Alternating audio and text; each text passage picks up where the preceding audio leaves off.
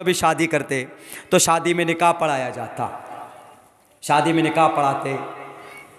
एक एग्जाम्पल दे रहा हूँ, तो जब यूनिफॉर्म सिविल कोड नाफिज होगा तो उस वक्त में शादी में निकाह नहीं होगा, बल्कि जो कानून पास होगा, अब यहाँ पर मुसलमान निकाह पढ़ते हैं, अबिल तो होता है शादी के मंडप, शादी उसमें इमाम मौलाना साहब के सामने, इमाम साहब के पास। उसके बाद हिंदू धर्म के अंदर में 7 फेरे लिए जाते हैं शादी के मंडप में। क्रिश्चियन में कुछ और होता है, गुरु के सामने में आकर के किसिंग करते हैं, वो फूल एक्सचेंज करते हैं। कलीसाओं में अलग होता है, गुरु नानक के यहाँ सिख धर्म में अलग तरीके से किया जाता है, बौद्ध में अलग धर्म से अलग तरीके से किया जाता है। लेकिन जब यूनिफॉर्म सिविल कोड आएगा तो सबकी शादी एक तरह होगी। कैसे होगी?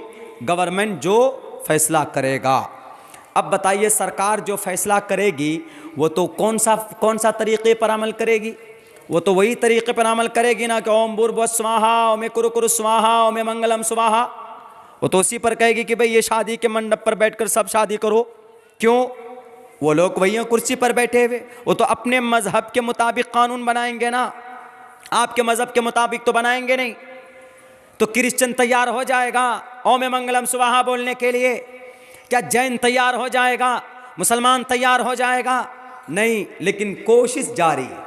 वो कहते हैं कि एक देश में एक जैसा कानून मजहबी एतबार से ये इम्पॉसिबल है, हो नहीं सकता। इसीलिए हम कहते हैं कि तुम्हारा शादी का मंडप तुम्हारे लिए, हमारे शादी की ब्याह का जो तरीका है, जो निकाह का सबसे आसान तरीका मोहम्मद रसूलुल्लाह ने बताया। तुम्हारे यहाँ शादी में जहेज दिए जाते हैं, तिलक दिए जाते। 6 लाख बच्चियां पिछले 1 साल के अंदर जहेज के तिलक की वजह से आग के हवाले कर दिया गया। इंडिया टीवी की ये रिपोर्ट, उनकी प्रिंट मीडिया की रिपोर्ट पढ़िए। ये रिपोर्ट है हमारे इस्लाम में अगर कोई जहेज लेता है, अगर कोई तिलक लेता है, अकॉर्डिंग टू द इस्लामिक शरीयत नॉट अलाउड। मोहम्मद रसूलुल्लाह की ज़िंदगी सामने लाकर खड़े करके हम कौम के समाज के लोगों को समझाने की कोशिश करते। इससे बेहतर दुनिया में कोई मज़हब नहीं है। इसलिए मैं कहता हूँ कि तुम्हारा मिजाज, तुम्हारा तरीक़ा तुम्हारे लिए, हमारा तरीक़ा हमारे नबी का, हमारे कुरान का, हमारी जो शरीयत है वह हमारे लिए। तुम पर अमल करो, हम पर अमल करेंगे। लेकिन एक दावत देते हैं तुम्हें भी, आकर देखो, अमल करके देखो, कुरान पढ़कर देखो, नबी की ज़िंदगी का मुताला करके देखो। इंशाअल्लाह ज़िंदगी के अंदर अगर सुकून न मिल जाए तो उस वक्त तुम्हें एतराज़ करना कि मौलाना अब्दुल्ला यू आर अल्लाह, तो आप झूठ बोलते। ये दावत है आपको, क्या ये आप इस्लाम को कम से कम जांचिए, परखिए। तो मोहम्मद रसूलुल्लाह ने मना कर दिया साफ लफ्ज़ों में। आप अलैहिस्सलातु वस्सलाम को दौलत की लालच दी गई। दौलत, ये लीजिए मोहम्मद रसूलुल्लाह, ये अरब के ख़जाने की चाबी, लेकिन खुदारा ला इलाहा इल्लल्लाह के काम को आगे मत बढ़ाइए। ख्वाजा उनके अबू तालिब के पास है, ए अबू तालिब तुम क्यों हिमायत करते हो मोहम्मद की? क्या देखा है उसमें मोहम्मद में? उन्होंने कहा कि हमारा भतीजा है, सच बोलता है, झूठ नहीं बोल सकता। बचपन से उसने झूठ नहीं बोला।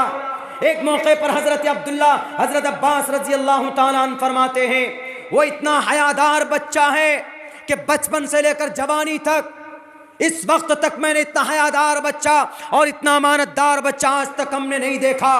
तो वो मोहम्मद झूठ नहीं बोल सकता, इसलिए मैं उसके पीछे खड़ा हूँ। तुमको जो करना है तुम करो, इंशाअल्लाह ढाल बनकर ये अबू तालिब उनके सामने खड़ा रहेगा। क्या चाहते हो कि मोहम्मद रुक जाए? मोहम्मद नहीं रुकने वाले। मोहम्मद को अल्लाह तबारक व तआला की तरफ से इल्का और वही की जाती है। इनको पूरी दुनिया के, पूरी मानवता का, पूरे जगत का गुरु बनाया गया है। जगत गुरु असीना सदूदवंशेश्वर्य गुणन्वितः, पूरी दुनिया का गुरु, जगत गुरु, पूरी जगत का गुरु बनाया गया है। अष्टो गुणः पुरुषम दीपयन्ति प्रज्ञा च कोलम च दम शुरुतंच प्राकर्मश्च बहुभाषिता च दानम यथाशक्ति।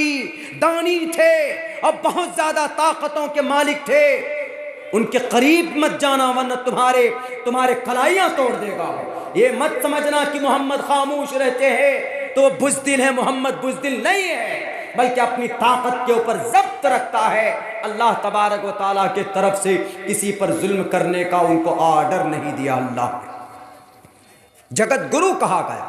आए दौलत लेकर मोहम्मद, ये खूबसूरत लड़का है, इसको ग़ुलाम बना लीजिए और फिर रुक जाइए, आप बाज आ जाइए। मोहम्मद रसूलुल्लाह ने कहा, ए अबू जहल, ये उतबा, शैबा, वलीद, हंज़ला, मुग़ीरा, तुम लोग मेरे हाथ में सूरज ला कर रखो, दूसरे हाथ में चांद को ला कर रखो, मैं फिर भी उस काम से बाज नहीं आ सकता जिस काम के लिए मुझे अल्लाह ने नबी और रसूल बनाकर भेजा है।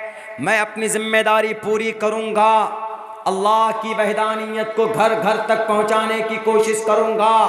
वो तो अल्लाह तबारक व ताला जिसको चाहे हिदायत दे, जिसको चाहे गुमराही पर ही रखे, लेकिन मेरी कोशिश, मेरी मेहनत रहेगी।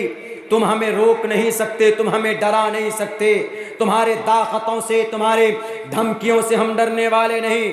ठीक वही जवाब मैं आपके इस मंच से इन कुफ़ार को, इन मुशरिकीन को, इन दुश्मनाने भारत को, इन दुश्मनाने मानवता को, इन दुश्मनाने डेमोक्रेसी को, इन दुश्मनाने जमहूरियत को, इन तमाम को कहता हूँ कि जैसे मेरे नबी ने जवाब दिया था वैसे हम तुम्हें जवाब देते हैं। तुम्हारे डराने से, ये तुम्हारे भगवा पहनने से या तुम्हारे गेरवा पहनने से आज हम भारत में अपने मजहब पर अमल करने से बाज नहीं आ सकते।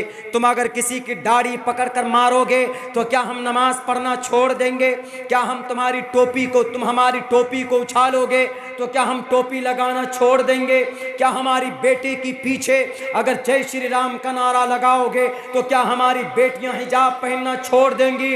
अगर तुम्हारा ये गुमान है, अगर तुम्हारी ये ख्याल है तो मैं सिर्फ भारत नहीं पूरी दुनिया के लोगों को कहना चाहता हूँ, एक बात याद रखो।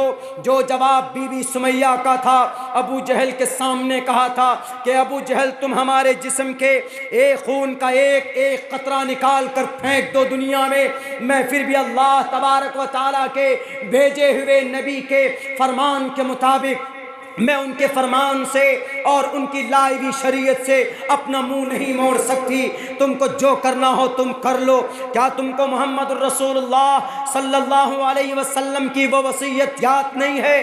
क्या तुम मोहम्मद रसूलुल्लाह की उन बातों को भुला चुके हो? हमारे नबी ने, आखिरी नबी मोहम्मद रसूलुल्लाह ने कहा था, ए मेरे प्यारे सहाबा, तुम्हें आग में रखकर जलाकर भस्म कर दिया जाए या तुम्हें अंगारों पर लिटाकर जला दिया जाए, तुम्हारे जिस्म के टुकड़े कर दिए जाए, लेकिन अल्लाह के साथ किसी दूसरे को शरीक मत करना और जानबूझकर फर्ज नमाज को तर्क मत करना और कभी शराब मत पीना।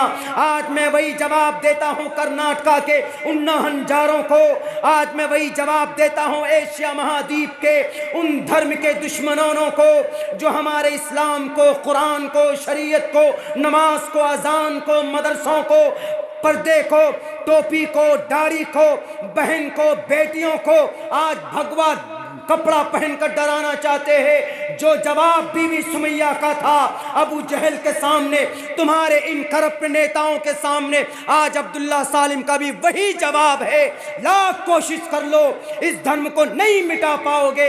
हम शहीद हो जाएंगे अपने इस देश में, लेकिन अपने मजहब पर अमल करना नहीं छोड़ेंगे। क्यों? क्योंकि अल्लाह तबारक व तआला ने कहा है कि दुनिया के अंदर तुम्हें भेजा जा रहा है इस दीन की वजह से, इस शरीयत की वजह से, इबादत की वजह से भेजा जा रहा है। हम इबादत करेंगे, तुम्हारे डराने से नहीं डरेंगे।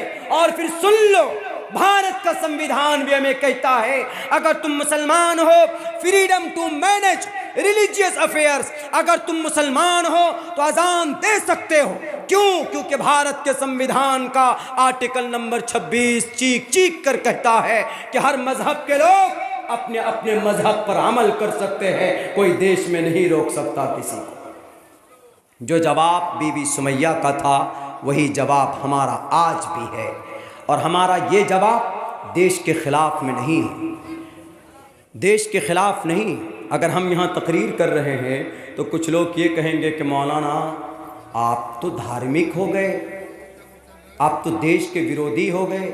नहीं जी, अल्लाह के नबी अलैहिस्सलातु वस्सलाम ने जवाब दिया था कुफ़ार को, मुशरिकीन को, तो हम भी ये जवाब देते हैं आज के कुफ़ार और मुशरिकीन को। रही बात ये कि भारत में क्या मज़हब पर अमल करना गुनाह है? बिल्कुल गुनाह नहीं। भारत के संविधान का आर्टिकल नंबर 26 जो है freedom to manage religious affairs. मैं इसको बहुत प्यार से समझाता हूँ और आप सबको याद होना चाहिए ये आर्टिकल। ये भारत के संविधान का अनुच्छेद नंबर 26, इसमें लिखा है freedom to manage religious affairs. Freedom मतलब आज़ाद, हर आदमी अपने मजहब पर अमल करने के लिए आज़ाद है, संविधान कह रहा है। हाँ, अगर आप सड़क पे चलते हुए रास्ते पर मसल्ला बिछा कर नमाज़ पढ़ने लग जाएं, आप कहेंगे कि जी फ्रीडम है, आज़ादी है, और फिर पूरी ट्रैफिक जाम हो जाए, तो ये गलत है, एक मॉरलिटी के ख़िलाफ़ है, ये सोशल के ख़िलाफ़ है, सोशलिज़म के ख़िलाफ़ है। आपके धर्म पर अमल करने से भारत के किसी नागरिक को, किसी इंसान को तकलीफ़ नहीं होनी चाहिए, ये मतलब होता है freedom to manage religious affairs. यहीं से बात आती है हमारे बच्चों की, हमारी बेटियों के पर्दे की, यहीं से बात आती हिजाब की। तो हिजाब पर अमल करना, हिजाब को पहनना मना नहीं है। कहाँ मना नहीं? भारत के संविधान। जब संविधान में मना नहीं है तो फिर ये कौन लोग हैं जो मना कर रहे हैं, ये देखने की ज़रूरत है। अगर मना कर रहे हैं तो वो संविधान के ख़िलाफ़ वो कर रहे हैं। संविधान कह रहा कि पहनो, और वो क्या कर रहे हैं कि मत पहनो। तो हम तो देश के संविधान के मुताबिक, और वो देश के ख़िलाफ़। तो नबी पाक अलैहिस्सलातु वस्सलाम को वो लोग ख़रीदने आए। आप अलैहिस्सलातु वस्सलाम ने कहा कि जितनी भी ताकत लगा लो, हमको अल्लाह तबारक व तआला ने जिस काम के लिए इस धरती पे भेजा मैं कर रहूँगा। मोहम्मदुर रसूलुल्लाह अगर डर जाते, परेशान हो जाते, घबरा कर बैठ जाते, तो आप अलैहिस्सलातु वस्सलाम, आज हम तक ये दीन न होता, आज कुरान हम तक नहीं पहुँचता, आज बुखारी हम नहीं पढ़ पा रहे होते, आज मुस्लिम हम नहीं पढ़ रहे होते, आज अबू दाऊद हमारे सामने नहीं होता, तिरमिज़ी हमारे सामने नहीं होती, आज हमारे सामने में इब्न माजा नहीं होती। ये अहादीस की बड़ी बड़ी किताबें साए सित्ता, अगर नबी पाक अलैहिस्सलाम डर गए होते, डरे नहीं, आपने प्यार से उनको समझाया। आपने किसी भी इंसान को तबलीग इस्लाम के लिए किसी भी इंसान पर जुल्म ज़्यादती नहीं की। अगर कोई बोलता है कि नहीं जनाब मोहम्मदुर रसूलुल्लाह ने डरा कर, धमका कर सहाबा को कलिमा पढ़ाया, बिल्कुल बिल्कुल बिल्कुल गलत बात है। आप अलैहिस्सलाम के हुस्न अखलाक को देखकर दोस्त तो वैसे भी दुश्मन तो वैसे भी दोस्त बन जाते थे। 6 साल नबुवत के गुजर गए। 5 साल में जब परेशानी ज़्यादा हो गई तो हज़रत उस्मान रज़ी अल्लाह ताला अन्हु 12 मर्द और 4 औरतों के साथ इथोपिया चले गए। मजबूर होकर चले गए। क्यों? जी नमाज नहीं पढ़ने दे रहे, अमल करने नहीं दे रहे, अल्लाह की इबादत नहीं करने दे रहे, तो यहाँ से चले गए इथोपिया। आज के ज़माने में उसको इथोपिया बोला जाता है। शाह हबश नजाशी मलिक हबश इथोपिया, वहाँ के बादशाह के पास कुछ ऐसी अफवाह फैली कि मक्का में सारे मुसलमान हो गए। उनके जाने के बाद मोहम्मदुर रसूलुल्लाह ने आयत तिलावत की, वन्नज्मि इज़ा हवा मा ज़ल्ला साहिबुकुम वमा गवा। ये पढ़ रहे थे तो अचानक कुफ़ार मक्का जो बीच में थे वो कुरान करीम के एजाज़ व इकराम को दिल में ऐसी हैबत तारी हुई कि सब के सब सजदे में चले गए। बाद में जैसे सजदे से उठे, अरे हम लोगों से तो we have mistaken, we have big mistaken, we have committed big mistake, हमसे बहुत बड़ी गलती हो गई। लेकिन ये अफवाह फैल गई तो वो लोग फिर वापस आने लगे। कुछ लोग वहीं पर रहे। आप अलैहिस्सलातु वस्सलाम उसके बाद फिर आहिस्ते आहिस्ते आप रुके नहीं, आप काबतुल्लाह जाते, नमाज पढ़ते, आपको परेशान किया जाता। कभी कभी तो ऐसा हुआ कि आप अलैहिस्सलातु वस्सलाम के गर्दन पर ऊँट की, बकरी की ओजड़ियाँ रख दी गई। आप अलैहिस्सलाम को उक़बा इब्न अबी मुअय्यिद ने गले में कपड़ा डालकर ऐसे लपेटा और घसीटने की कोशिश की गई। हज़रत अबू बकर सिद्दीक़ दौड़ करके आए और ये कहा कि अतक़्तुलूना रजुलन अन यक़ूल रब्बी अल्लाह, पागल हो गए हो, एक ऐसे आदमी को तुम कत्ल करने चले हो जो सिर्फ ये कहता है कि हमारा रब अल्लाह है, जो सिर्फ ये कहता है कि हमारा परवरदिगार अल्लाह है, क्यों मारते हो?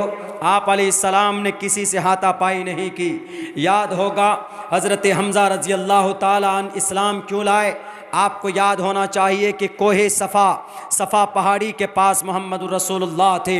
अबू जहल उधर से आया तो मोहम्मदुर रसूलुल्लाह को बुरा भला कहा जाता है कि एक पत्थर भी मारा, आपका पाँव, आपका पैर ज़ख्म हो गया, खून निकलने लगा। तो वहाँ पर करीब में एक लौंडी, एक बांदी देख रही थी। अबू जहल तो चला गया, मोहम्मद रसूलुल्लाह खामोश रहे। बताओ दुनिया वालों, कितने हलीम, कितने बुरदबार, कितने नेक इंसान थे कि लोग पत्थर भी मारते थे, मोहम्मद रसूलुल्लाह को तो पलट कर जवाब नहीं देते थे। आज उनको लोग गालियाँ देते, आज उनके शान में तौहीन आमेज़ कलिमात बोलते। उनकी सीरत को घर घर तक, जगह जगह तक बोलने की ज़रूरत है। मोहम्मदुर रसूलुल्लाह ने एक लफ्ज़ नहीं कहा। उधर से हज़रत हमज़ा आ रहे हैं, तीर धनुष साथ में लगा हुआ है। उन्होंने उस लौंडी ने कहा जो पहाड़ी पर देख रही थी कि ए हमज़ा, तुम्हारे भतीजे को अबू जहल ने ऐसा ऐसा किया, इतना बुरा भला कहा। फ़ौरन तैश में आ गए, गुस्से में आ गए। मुसलमान नहीं हुए थे, भतीजा था, मुसलमान नहीं हुए थे, लेकिन फ़ौरन पहुँचे। कहाँ? घर नहीं गए, जहाँ पर अबू जहल बैठा था वहाँ पहुँचते हैं और जाकर जो तीर, जो धनुष है, उस धनुष के लकड़ी से उसके सर पर वार करते हैं। अबू जहल ज़ख्मी हो जाता। उनके हिमायती उठते हैं हमज़ा से मुकाबले के लिए, तो अबू जहल बोलता है कि रुक जाओ, कोई हाथ नहीं उठाएगा हमज़ा पर, मैं गलती पर था, मैंने हाँ इनके भतीजे को बुरा भला कहा। अबू जहल को कहा कि तुम मेरे भतीजे को गलत बोलता, क्या जुर्म है मोहम्मदुर रसूलुल्लाह का? वो अल्लाह के कलीमे की बात करता है, कहता है कि क़ुलू ला इलाहा इल्लल्लाहु तुफ़्लिहू, अल्लाह के कलीमे को पढ़ो तुम कामयाब हो जाओगे। यही जुर्म है ना? क्या गलती है उनकी? तुम मारते। और सुनो कान खोल कर, मेरा भी अल्लाह वही जो मोहम्मद का, मेरा भी दीन वही जो मोहम्मद का। ज़ुबानी वहाँ तो कहकर आ गए फ़ौरन, लेकिन जैसे ही ज़ुबान से कहना शुरू किया, अंदर की हालत बदलती चली गई। और फिर मोहम्मदुर रसूलुल्लाह के दामन में आकर कलिमा उन्होंने पढ़ा था। बताओ हमज़ा के ऊपर कौन सी तलवार चली थी? हज़रत उमर फारूक तलवार लेकर निकले थे मोहम्मदुर रसूलुल्लाह के ख़ात्मे की नीयत से। जब जाते हैं देखते हैं वहाँ पर मंजर कुछ और। जब गए तो रास्ते में कोई मिला कर कहा कि कहाँ जा रहे हो? कहा कि आज काम तमाम करने जा रहा हूँ, आखिरी नबी का।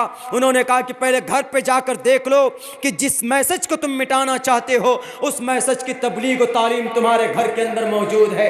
घर पे जाकर देखते हैं उनकी बहन फातिमा बिनते खत्ताब वो कुरान पढ़ रही होती है। हज़रत खत्ताब उनको कुरान, हज़रत खब्बाब उनको कुरान करीम की तालीम दे रहे होते हैं। जब बाप बेटे भाई की आवाज़ सुने तो फ़ौरन छुपाना शुरू कर दिया। हज़रत खब्बाब को छुपा दिया जाता है। हज़रत अबू बकर, हज़रत उमर फ़ारूक ने अपनी बहन के ऊपर जुल्म ज़्यादती की। अब बहन ने कहा कि उमर, जिस माँ का खून तुमने, दूध तुमने पिया, उसी माँ का दूध मैंने भी पिया। तुम्हारे बदन में जो खून है, तुम्हारे रगों में जो खून है, वही खून मेरे रगों के अंदर भी है। तू जितना मारना चाहता है तू मार ले, लेकिन मेरे अल्लाह की वैदानियत को मेरे दिल से तू निकाल नहीं सकता। जब ये देखा तो दिल में एक उमंग पैदा हुई, आखिर है क्या इसमें? कहा कि ज़रा पढ़ कर सुनाओ, ज़रा देखो, मैं भी देखना चाहता हूँ है क्या। तो उन्होंने कहा कि तुम नापाक हो, पहले जाओ गुस्ल करके आओ, पाक होकर के आओ। आए तो सूरह ताहा ताहा मा अंज़लना अलैकल कुरआन लितश्क़ा पढ़ करके सुनाया। जब पढ़े तो दिल की कैफियत बदल गई, पूरी की पूरी कैफियत बदल गई उनकी। हज़रत उमर फ़ारूक रज़ी अल्लाह ताला अन्हु के नबी पाक अलैहिस्सलाम के दरबार में गए। हज़रत हमज़ा के 3 दिन बाद। कौन उमर? वो उमर जो बहादुर थे, हिम्मत नहीं थी उमर के सामने में किसी को खड़ा होने की। इतनी बड़ी ताकत के मालिक उमर इब्न खत्ताब रज़ी अल्लाह ताला अन्हु। कौन सी तलवार चली थी बताओ दुनिया वालों? तलवार के ज़रिए से बदनाम करने से मोहम्मदुर रसूलुल्लाह बदनाम नहीं होंगे, बल्कि आप अलैहिस्सलातु वस्सलाम की नरमी और आप अलैहिस्सलातु वस्सलाम की हमदर्दी ने पूरी दुनिया के अंदर इस्लाम का चर्चा, इस्लाम का परचम को बुलंद किया है, जुल्म ज़्यादती से नहीं। इसीलिए कहा मोहम्मदुर रसूलुल्लाह को वमा अरसलनाका इल्ला रहमतल लिल आलमीन। ये कहा we have sent you not but as a mercy for all creatures. ए मोहम्मद, आपको सिर्फ नबी और रसूल बनाकर नहीं भेजा जा रहा है, बल्कि आपको पूरी दुनिया के लिए रहमतुल लिल आलमीन बनाकर भेजा जा रहा। मेरे भाइयों, इस पर भी बस नहीं हुआ। जब देखा कि मोहम्मद रसूलुल्लाह रुक नहीं रहे हैं, आप अलैहिस्सलातु वस्सलाम का मिशन आगे ही बढ़ता जा रहा है, आगे ही बढ़ता जा रहा है, तो कुफ़ार मक्का ने कोशिश की क्या कि एक काम किया जाए, जब तक ये इस मोहल्ले में रहेंगे, इस इलाके में रहेंगे, ये लोगों से संपर्क में आएंगे और लोग इस्लाम की सच्चाई को देखकर रुकेंगे नहीं, कलिमे को कबूल करते हैं, नमाज पढ़ने लग जाते हैं और फिर मोहम्मदुर रसूलुल्लाह की लाई हुई शरीयत पर अमल करने की पूरी कोशिश करते हैं। और ताज्जुब तो ये है कि जो एक मर्तबा ईमान लाया उसको कटवा दो, छटवा दो, कुटवा दो, वो इस्लाम से फिरने के लिए तैयार ही नहीं था। असल परेशानी तो ये थी, किसी को रुपए देकर, एक है ना हारिस बिन नजर बिन हारिस, उसने तो बाज़ाब्ता लड़कियां तैयार कर रखी थी, लड़कियां अपने घर में। क्या अगर देखता कि कोई इस्लाम के करीब हो रहा है, इस्लाम से बहुत करीब हो रहा है, बहुत मुतासिर है, तो फौरन वो किसी लौंडी को, किसी लड़की को उसके पास भेज देता कि जाओ उनको बहलाओ फुसलाओ। जाते उनके पास, बहलाते फुसलाते, उसको इस्लाम से दूर करने की कोशिश करते। लेकिन सहाबा किराम एक मर्तबा कलिमा पढ़ा, एक मर्तबा वहदानियत उनके दिल में आई, तो दुनिया की कोई ताकत उनको हिला नहीं सकती थी, चाहे औरत हो कि मर्द हो, कोई भी हो। एक मर्तबा रब्बे जुल जलाल के वहदानियत घर करने के बाद, इसीलिए तो वो लोग परेशान थे, कुफ़ार मक्का, मुशरिकीन मक्का, कि आखिर क्या किया जाए। पहले तो मजाक उड़ाया, तब भी नहीं माने, उसके बाद फिर पागल दीवाना का, तब भी नहीं माने, उसके बाद परेशान किया, ज़दोकोब किया, तब भी नहीं मान रहे, तो अब क्या किया जाए। अब चौथे नंबर पर उन्होंने फैसला ये किया कि मोहम्मदुर रसूलुल्लाह सल्लल्लाहु अलैहि वसल्लम के, उनके टोटल मानने वालों का बाइकाट किया जाए। और फिर शैब अबी तालिब में 3 साल तक बाइकाट किया गया मेरे भाइयों, यानी सोशल बाइकाट। ना वहाँ से कोई बाहर जाएगा, ना अंदर से बाहर से कोई अंदर जाएगा, ना खाने पीने का कोई ट्रांसफॉर्मेशन होगा, कुछ नहीं, कुछ भी एक्सचेंज नहीं होगा, कोई रिश्तेदारी नहीं, कोई ताल्लुक़ नहीं, और कोई भी सोशल वर्क नहीं, कोई कम्युनिकेशन नहीं। All things had been disconnected in the Shib Abi Talib. Shib Abi Talib के अंदर में बाइकाट किया जाता है। तारीख गवाह है, सियर की किताबों के अंदर मौजूद है। वहाँ पर सहाबा किराम के खाने के जब सब कुछ ख़त्म हो गए तो दरख्तों के पत्ते चबा चबा कर रहने पर मजबूर हो गए। उसके बावजूद भी इस्लाम नहीं मिटा, उसके बावजूद भी इस्लाम को अल्लाह तबारक व तआला ने और आन बान शान के साथ जिंदा किया। और फिर जब वो भी नहीं हुआ, उससे भी हार गए, तो बिलाखिर मोहम्मद रसूलुल्लाह के कत्ल की साजिशें रचने लगे। दारुन नदवा में बैठकर उन अबू जहल, अबू लहब, उतबा, शैबा, वलीद, हंज़ला, मुगीरा ने कहा कि अब एक ही रास्ता बचता है कि मोहम्मद इब्न अब्दुल्ला का खात्मा कर दिया जाए। पास हुआ, मशवरा हुआ, ये बात पास आई कि सारे कबीले के एक एक आदमी बैठेंगे वहाँ पर, उनके जिस घर में रहते मुहासरा करके उनका काम तमाम कर दिया जाए। लेकिन जिसको अल्लाह रखे उसको कौन चखे, जिसकी मदद अल्लाह करता है, दुनिया की बड़ी से बड़ी ताकत उनके बाल को नहीं हिला सकती। दुनिया वालों, ये वो मजहब है, तुम यूरोप, अमेरिका, जापान, मशरिक व मगरिब और उत्तर से लेकर जुनूब तक सारी बातिल ताकत इसको मिटाने की कोशिशें कर चुका है। भारत में अंग्रेज ने भी कोशिश की थी, मुल्क शाम में एक वहाँ का बाइस, वहाँ के प्रेसिडेंट ने भी कोशिश की थी कुरान करीम को बदलने की, लेकिन वो खुद तबाह हो गया। कुरान आज भी अपने आन बान शान के साथ जिंदा है। पूरी दुनिया के लोग इस्लाम को बदनाम करने, इस्लाम को मिटाने की साजिशें रच रहे हैं, लेकिन वो ये बात भूल जाते हैं कि ये दीन मोहम्मद का नहीं है, ये दीन मौलाना अब्दुल्ला के तरफ से नहीं आया है, ये शरीयत किसी महापुरुष के तरफ से नहीं है, बल्कि इसका ताल्लुक कुरान से है। और इस कुरान का मुहाफिज उस अल्लाह तबारक व तआला का ये कुरान है, जो अल्लाह सर्वशक्तिमान है, जो अल्लाह दादेव महान है, जिस अल्लाह ने इस ज़मीन को पैदा किया, जिस अल्लाह ने चांद को पैदा किया, सूरज को पैदा किया, 14 करोड़ 30 लाख मुरब्बा मील के इलाके में अल्लाह ने जो इस पूरे पृथ्वी को जो पैदा किया है, 30 करोड़ 6 लाख मुरब्बा मील के इलाके में जो समंदर को पैदा किया है, उस अल्लाह तबारक व तआला का यह मजहब है। 6 करोड़ 30 लाख मुरब्बा मील के दूरी पर चमकते हुए चांद को जो रोशनी दी है, ये उस अल्लाह तबारक व तआला का ये धर्म है। 60 करोड़ 4 करोड़ 60 लाख 4 अरब 60 करोड़ साल पहले अल्लाह ने जो ज़मीन को पैदा किया, ये उस अल्लाह का धर्म है। जब अल्लाह तमाम चीज़ों को पैदा कर सकता है, जब अल्लाह तबारक व तआला ताकतवर है, तुम्हें मनी के कतरे से, पानी के कतरे से तुम्हें इंसान बना सकता है, तो अल्लाह तबारक व तआला इस धर्म की हिफाजत क्यों नहीं कर सकता? ये शायद वो भूल जाते। अल्लाह तबारक व तआला का ये मज़हब, ये शरीयत, अल्लाह ने ख़ुद से नाम रखा इस मज़हब का, ये मुसलमानों का, हुवा सम्माकुमुल मुस्लिमीन, कि तुम्हारे नाम मुसलमान होंगे। और जो मज़हब है और भी क्रिश्चियन, जैन, बौद्ध, किसी को पसंद नहीं किया। अल्लाह ने कुरान में कहा इन्न दीन इंदल्लाहिल इस्लाम, इस्लाम हमको पसंद है। और इस्लाम में जो सबसे ज़्यादा मुत्तकी, तकवा, परहेज़गार इख्तियार करेगा वो मेरा महबूब होगा। इन्न अकरमकुम इंदल्लाहि अत्काकुम। कोई भेदभाव नहीं, बंगाल का हो कि बिहार का हो कि उत्तर प्रदेश का हो कि कलकत्ता का हो कि मालदा का हो कि सिल्लीगुड़ी का हो कि पटना का हो कि झारखंड का हो। In the sight of me there is no quality. I accept that person and I like that the most that person who follow every time the command of Quran, जो कुरान को फॉलो करेगा, जो शरीयत को follow करेगा, and that this person lovely person, वो अच्छा होगा। ये कुरान का फाइनल डिसीज़न है। ये लोग भूल जाते हैं कि नहीं जनाब, हमारी कोशिश करने से इस्लाम मिट जाएगा, शरीयत मिट जाएगी, कुरान मिट जाएगा। खामखा की कोशिश। जब उन्होंने कोशिश की मोहम्मद रसूलुल्लाह को कत्ल करने की, सारे लोग आ गए तलवार लेकर, घर को घेर लिया। लो जी, अबू जहल तो एकदम नशे में धुत, ओह बहुत बोल रहे थे ये कि कलिमा पढ़ लो, दुनिया की इज्जत तुम्हारे कदमों में, मान लो अल्लाह को एक, मरने के बाद जन्नत मिलेगी। हंस रहे थे जैसे होता है ना, एकदम नशे में चूर होकर। लेकिन वही अल्लाह के नबी अलैहिस्सलातु वस्सलाम ने वहाँ वमकरू वमकर अल्लाह वल्लाहु खैरुल माकिरीन, हाथ में मुट्ठी लेकर यासीन शरीफ की उस आयत शरीफा को पढ़कर आपने फेंक दिया। वजअलना मिन बैनि ऐदिहिम सद्दन व मिन खल्फिहिम सद्दन फगशयनाहुम फहुम ला युबसिरून। फेंक दे, सबके सर मुंह सब अंधे हो गए।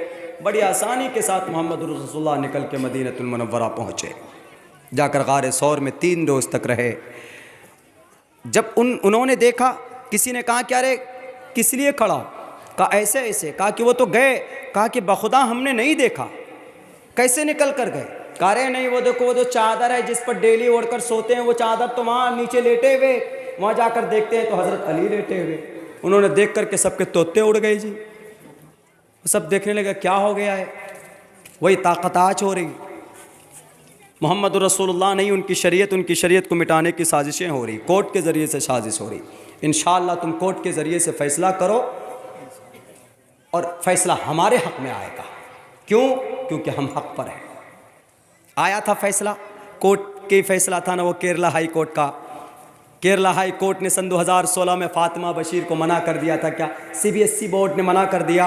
CBSE बोर्ड ने मना किया कि Fatima Bashir wearing hijab with hijab is not allowed to sit in pre-examination hall। Exam में नहीं बैठ सकती। कौन? फ़ातिमा बशीर।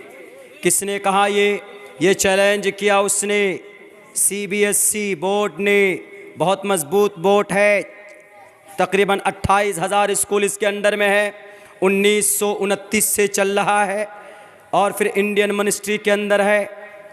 उन्होंने कहा साफ लफ्ज़ों में, central board of education, CB central board, centre board भी सेंट्रल बोर्ड, CBS के मतलब CBSE central board of school, secondary school. उसने मना कर दिया कि जी हम नहीं देंगे। और क्या लागू किया, क्या हुक्म नाफिज किया कि जो भी बेटी आएगी एग्ज़ाम में वो ममता दीदी की तरह हवाई चप्पल पहन के आएगी, हवाई चप्पल, और कपड़ा बड़ा नहीं, छोटा कुर्ता, बटन बड़े बड़े होने चाहिए, पूरा बदन, पूरा सर नंगा। How is it possible for the Muslim women wearing hijab to cover up the hijab? It is an essential part of the Quran and Hadith. हमारी मुस्लिम बेटियां कैसे आ सकती? देवदत्त अवस्थी ने कहा, साफ लफ्जों में देवदत्त कामत ने कहा कि it is a integral part of Islam, बेटियां मर जाएंगी लेकिन तुम्हारे इस थ्योरी पर अमल नहीं करेगी। फौरन उस फातिमा बशीर ने चैलेंज किया और ये कहा कि वी विल नॉट फॉलो। तो supreme court, high court Kerala ने यह कहा कि जो सरकारी स्कूल है वहाँ पर तो नाफिज हो सकता है, लेकिन जो प्राइवेट स्कूल है, private school, private colleges, private university, वहाँ पर किसी भी मुस्लिम बच्ची को पर्दा पहन हिजाब करने से रोका नहीं जा सकता। साफ लफ्ज़ों में मना किया किसने? केरला हाई कोर्ट ने। आज जो कर्नाटका का फैसला नहीं आ रहा है वो इसलिए नहीं आ रहा है चूंकि उडुपी की जो स्टूडेंट है वो प्राइवेट यूनिवर्सिटी की बच्चियां हैं, और केरला हाई कोर्ट ने पहले मना कर दिया है कि किसी भी प्राइवेट यूनिवर्सिटी में किसी बच्ची को मजबूर नहीं किया जा सकता कि तुम हिजाब पहनकर नहीं आ सकते, किसी भी बच्ची को मना नहीं किया जा सकता। इसलिए अब वो दाएं बाएं देखकर अब क्या होवत है, क्या करें? अरे हम यही कहते हैं कि पूरे भारत के बेटियों को पर्दा में ले आओ, हिजाब में ले आओ, इंशाअल्लाह जिना के वारदात घट जाएंगे। जिना से रोकना हो तो कौन सा रास्ता? पर्दे का, हिजाब का, सबसे बेहतर रास्ता। वक्त मेरा तो तकरीबन पूरा हो चुका है, अभी तो सिर्फ हम हिजरत तक भी नहीं पहुँचे थे, चूँकि वक्त मुतय्यन है, मजबूत है, सिस्टम यहाँ का अल्हम्दुलिल्लाह बहुत अच्छा है। बहुत खुशी हुई 2 दिन से आपके बीच में रहा, मेरी आवाज़ भी बहुत ज़्यादा बैठी हुई है और बहुत कुछ बोलना था।